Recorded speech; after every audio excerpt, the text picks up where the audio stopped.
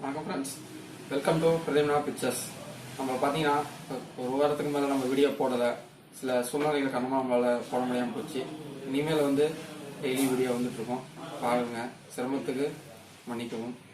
இன்றைக்கி நம்ம எதை பற்றி பார்க்க போகிறோம்னா, எல்லாரும் இப்போ லோன் ஸ்கீம் நிறைய அறிமுகப்படுத்தியிருக்காங்க. அந்த லோன் ஸ்கீம்லாம் நம்ம எப்படி வாங்குறதுன்ற டீட்டெயில்ஸை இந்த வீடியோவில் பார்க்கலாம். வாங்க வீடியோக்குள்ளே போகலாம்.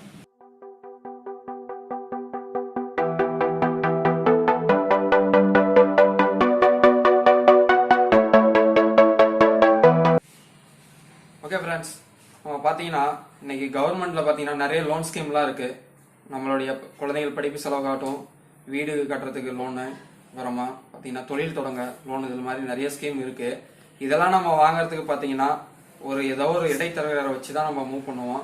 அது மாதிரி இல்லாமல் நம்மளே டைரக்டா பண்ணி நம்ம வாங்கிக்கிறது எப்படி, எந்த லோனுக்கு எவ்வளோ அமௌண்ட் தருவாங்க, அதை எப்படி வாங்கணும், அதுக்கு என்னென்ன டாக்குமெண்ட்ஸ் வேணுன்ற இதுக்கோசரம் இப்போ ஒரு வெப்சைட், புது வெப்சைட் தொடங்கியிருக்காங்க.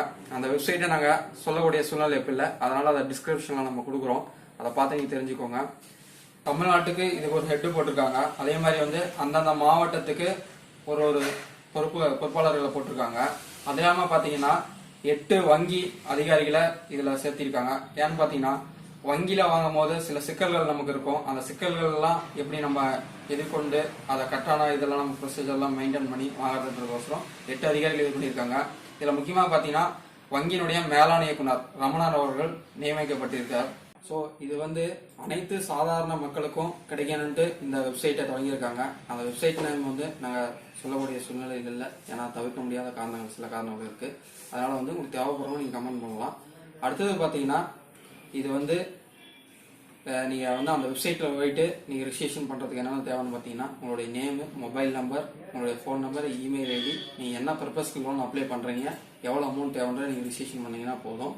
நீங்க எந்த டிஸ்ட்ரிக்டை சார்ந்த ரிஜிஸ்ட்ரேஷன் பண்ணீங்களோ அந்த டிஸ்ட்ரிக்டினுடைய அந்த பொறுப்பாளர்கள் உங்களை தொடர்பு கொண்டு அதுக்கு என்னென்ன டாக்குமெண்ட்ஸ் தேவை, அது எப்படி எந்த அதிகாரி அணுகணும் அப்படின்னு டீட்டெயில்ஸ்லாம் உங்களுக்கு சொல்லி தருவாங்க. அதனால இது மிகவும் உங்களுக்கு பயனாக இருக்கும்னு நினைக்கிறேன். இந்த வீடியோ உங்களுக்கு பிடிச்சிருந்தா லைக் பண்ணுங்க, ஷேர் பண்ணுங்க, நம்ம சேனலை சப்ஸ்கிரைப் பண்ணுங்க.